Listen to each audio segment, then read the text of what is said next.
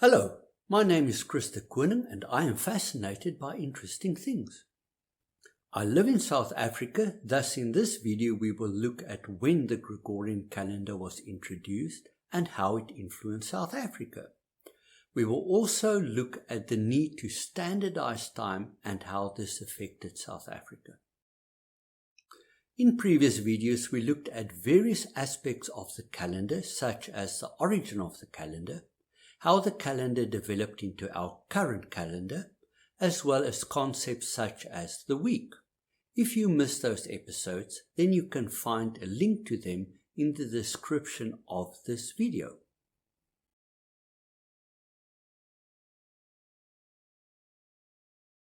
I have a quandary for you. What was the date of the Gregorian calendar at the time when Jan van Riebeeck settled at Table Bay?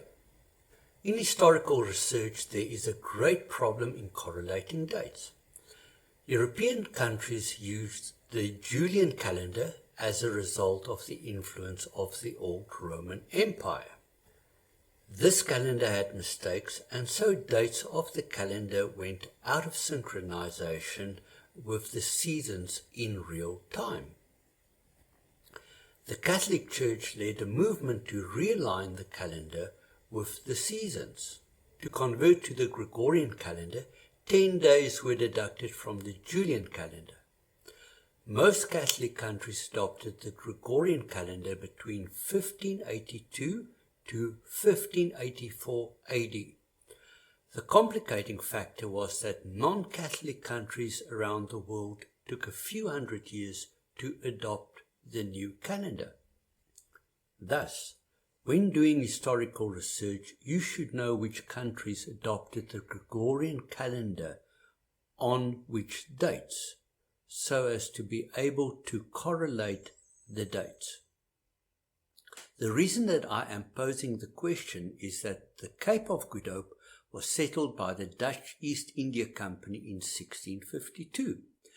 This company was a notoriously Protestant establishment. It would be logical that they would be using the old Julian calendar when they settled the Cape Colony. But what are the facts? Was the date when Jan van Riebeeck arrived at the Cape the 6th or the 16th of April 1652? When did South Africa revert to the Gregorian calendar? It is important to note that the calendar created by the Catholic Church, the Gregorian calendar, worked extremely well. The Protestants and non-Christian countries continued using their respective calendars, and it took them nearly 350 years to adopt the Gregorian calendar. Today it is used by all governments and businesses around the world. By adopting the Gregorian calendar, all the nations and cultures in the world were able to synchronize their calendars.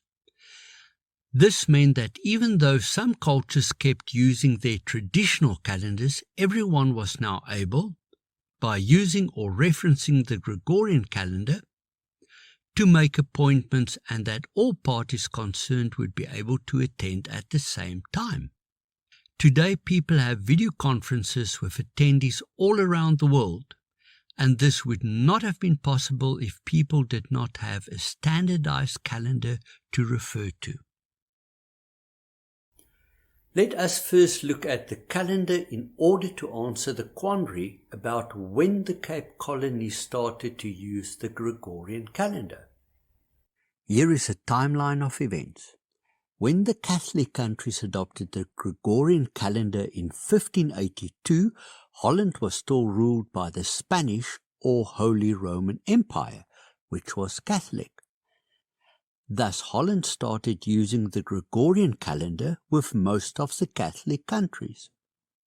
But the story is not quite as simple as that.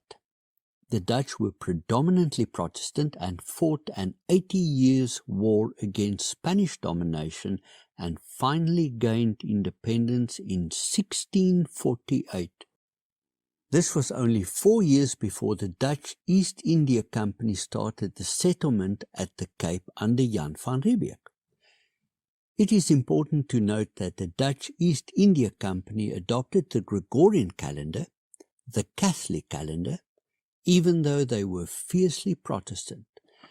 Thus, when Jan van Riebeeck settled at the Cape, the calendar used was a Gregorian calendar, and South Africa never had to undergo a calendar change. This makes historical research in South Africa easy in the sense that you don't have to worry about calendar changes. Here is a list of the different provinces of Holland and the dates that they converted to the Gregorian calendar. It would be wrong to assume that Holland is one place, population and religion who all gained freedom from the Spanish at the same time. The different provinces each have a different history and role to play in the story.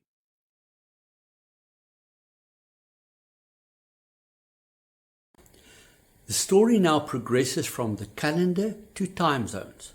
This leads to the standardization of time in South Africa. I have another quandary for you. Did you know that if you organize a video call, such as Skype or Zoom meeting for 12 o'clock between people in, let's say, Durban, Johannesburg, Bloemfontein and Cape Town, that none of those people would join the meeting at the correct local time, but all would join at 12 o'clock and nobody would notice or even be aware of it? This is confusing and even contradictory, but in order to explain this, we need to take a step back. Standardizing the date according to a given calendar is one thing, but standardizing the hours of a day in a country and around the world is quite another issue. With technological advances, new problems and challenges come into being that needs to be solved. To demonstrate, I am using this globe of the Earth. The first feature I want to highlight is that it is round. You can see that there are lines drawn between the north and south poles. These lines are called longitude. The east-west lines are called latitude. It is important to note that they do not exist in reality, but they were added for our convenience. You cannot go outside and see the lines running through the sky. Imagine that the camera is the sun, and the view that you see now is how the sun would see the Earth if it had good eyesight. The line of longitude facing the sun would be directly under the sun, or in other words, it would be midday at that place on the Earth. Midday is also known as 12 o'clock or noon. Because of the curvature of the Earth, it cannot be midday everywhere on Earth. On the other side of the Earth, it is midnight. Thus, according to the current view, it is midday in Australia, and as the Earth rotates, it is now midday in Africa. From our viewpoint, the areas of the Earth where it is morning is to the left-hand side of Africa and afternoon to the right of Africa.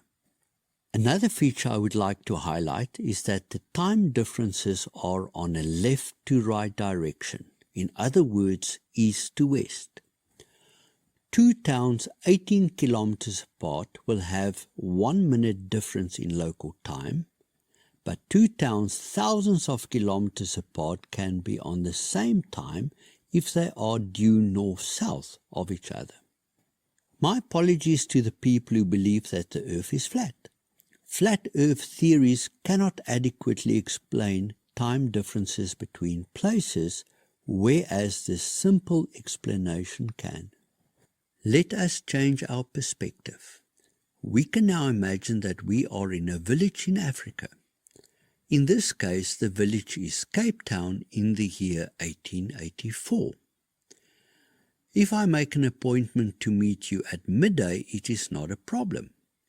We both look at our sundials, and when the shadows are at their shortest, it is time to meet. In a village, the time would be the same on one side of the street to the other side because of the small area that it occupies. As already pointed out, if you move quite far to the east or to the west, then the local times change and there is a time difference between the places.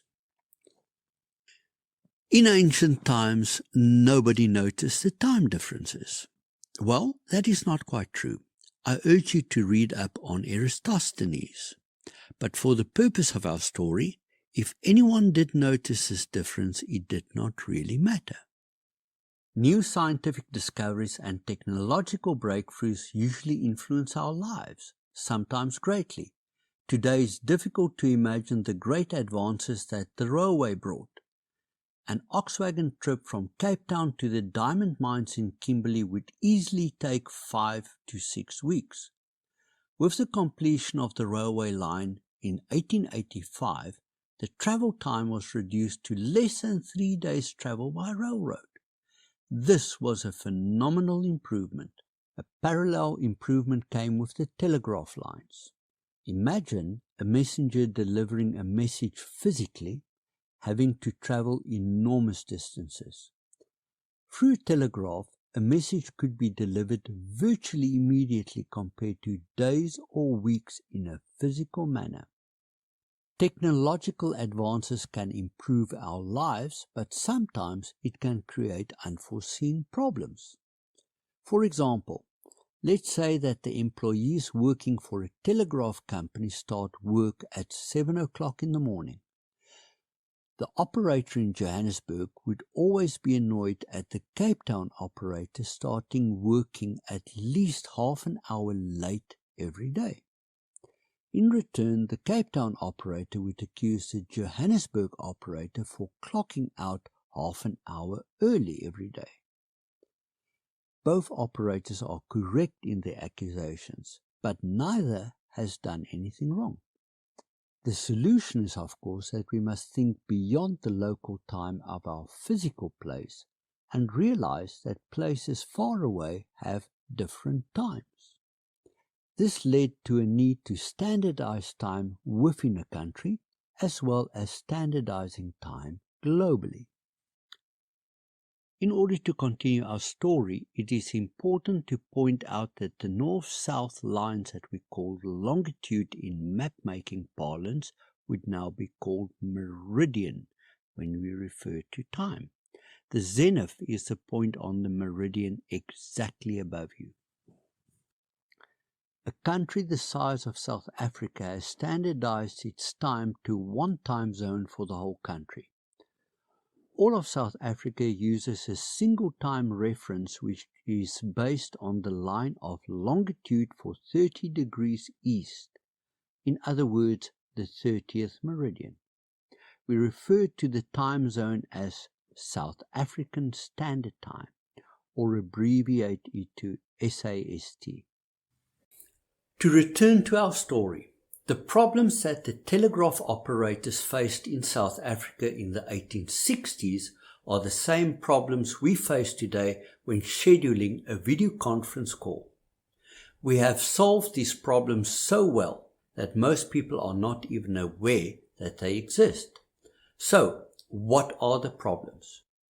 In order to explain, let us return to our video conference meeting. On this map, our imaginary meeting has participants in Durban, Johannesburg, Bloemfontein and Cape Town. To apply the lessons that we have learned, two towns north and south of each other can have the same time.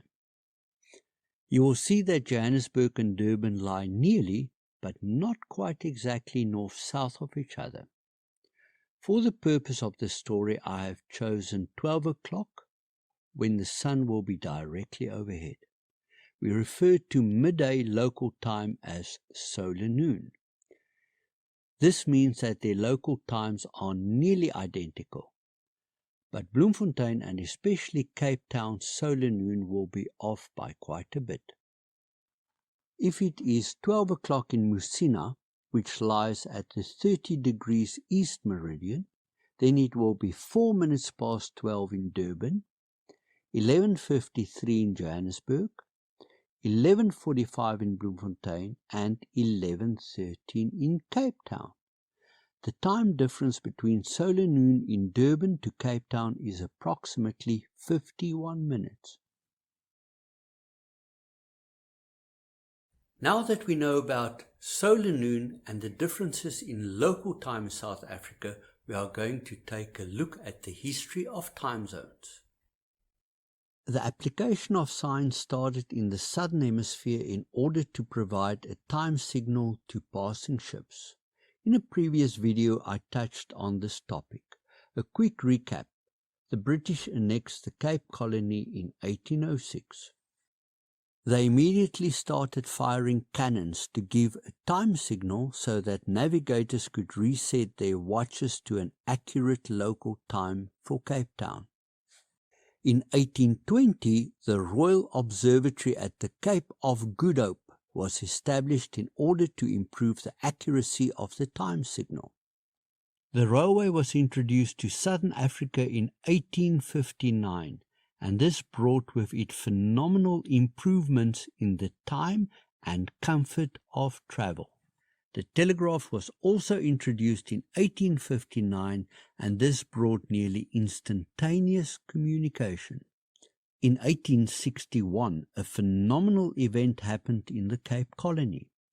A series of time balls were dropped remotely by using a time signal sent over the telegraph lines. As far as I can establish, this seems to be the first time that any object was remotely controlled in South Africa. Problems relating to time started coming to the fore as the railways and telegraph systems were established. The solution was to link the railway and telegraph times to the Royal Observatory, which was in Cape Town. Major towns along railway lines displayed two clocks, one displaying the local time and the other Cape Town time.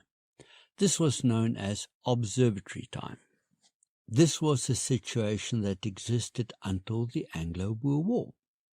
For a long time, the Royal Observatory at the Cape of Good Hope was the only observatory in southern Africa. In time, the British expanded and settled a colony in Natal. In 1887, a second observatory opened in Durban, but it was not viable and closed down by 1911. After the British conquered the Boer republics, they saw the need to establish an observatory in the Johannesburg area. Thus, in 1903, the Transvaal Meteorological Department was founded. It was a meteorological or weather station that was administered by Robert Innes, an astronomer. Under Innes, the weather station started taking on astronomical duties and in time changed its primary role to astronomy. In 1909, the name was changed to the Transvaal Observatory. Then in 1912, it was renamed to the Union Observatory, and in 1961 renamed again to the Republic Observatory. At this time, the observatory in Cape Town naturally took on the role of standard time reference for Southern Africa. David Gill, the astronomer royal at Cape Town and the old boss of Innes, made a suggestion that it was more practical to fix a time standard for South Africa to the 30th meridian, which runs between Durban and Johannesburg. In other words, to move the time standard from Cape Town to a line closer to Johannesburg. Side note, David Gill knew this meridian very well as he was instrumental in setting up a project to map Africa along this line of longitude. It was eventually extended to Norway and took more than 75 years to complete. In 1903, the same year that the Transvaal Meteorological Department was founded, the time of Southern Africa was fixed to the 30th meridian. This meridian line would place Southern Africa time to 2 hours before Greenwich time. It seems that there was some opposition to this proclamation by local businesses. In 1905, Gill proposed that the Transvaal Meteorological Department establish a time service, which meant that they effectively became the timekeeper of South Africa. It took another 3 years for this proposal to be implemented, and in 1908 they took control of South African Standard Time and supplied a time signal to the South African Broadcasting Corporation as well as the Post Office. In 1964, the CSIR, or Council for Scientific and Industrial Research, assumed responsibility for astronomy in South Africa and thus inherited the role of timekeeping as well. The observatory in Johannesburg remained the timekeeper for South Africa until it closed in 1971. In 1972, the obligation for maintenance of the time standards was transferred to the CSIR's National Physical Research Laboratory until recently. In 2006, a separate department known as the Metrology Department was created. Metrology is the scientific study of measurements, such as weights and distances, and time as well. As trade and technology in the world advanced, a need arose to standardize time globally as well. In other words, time zones need to be set and the whole world needs to run at the same time. How else will you be able to organize a video meeting with attendees from around the world and have everyone know what the correct time should be to join the meeting? The first person to suggest standardizing time zones globally was Canadian surveyor Sanford Fleming in 1878. He recommended that the world be divided into 24 time zones, each spaced 15 degrees of longitude apart. When you standardize the time around the world, you need a reference point from which to work. This point is referred to as the prime meridian. In 1884, an International Prime Meridian Conference was held in Washington, D.C. to standardize time and select the prime meridian. The conference selected the longitude of Greenwich, England, as 0 degrees longitude and established the 24 time zones based on the prime meridian. Why did they choose Greenwich as the prime meridian? It was considered as a matter of national pride to have your country's time reference selected as the prime meridian. England was at the time one of the most powerful countries in the world, but this fact had no bearing on why Greenwich was chosen. It was chosen because it was practical. To explain, the new day starts at midnight, which is psychologically very useful because when we wake up in the morning, we perceive it as a new day. This line that divides the day should be on the least populated place on earth, because it will cause chaos in a city if one half of the city is in one day and the other half the next day. Thus, they chose a line of longitude which runs over unpopulated area from North Pole to South Pole. The most convenient place is through the Pacific Ocean at the Bering Straits between Russia and North America. This line is known as the anti-meridian, which is opposite the prime meridian. It is better known as the international timeline, where at midnight the date changes. Since they chose the anti-meridian in the Pacific Ocean, then the opposite side of the Earth, where the prime meridian is situated, it will be 12 o'clock or midday. The best position exactly opposite to the Bering Straits was at Greenwich Observatory just outside of London. This great circle divides the two hemispheres.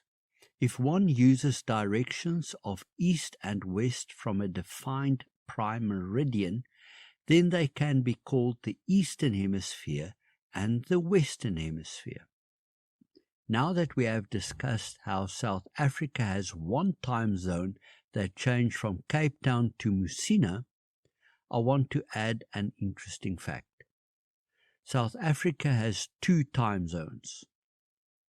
One is our standard 30th meridian time, and the other is a time zone on Marion Island.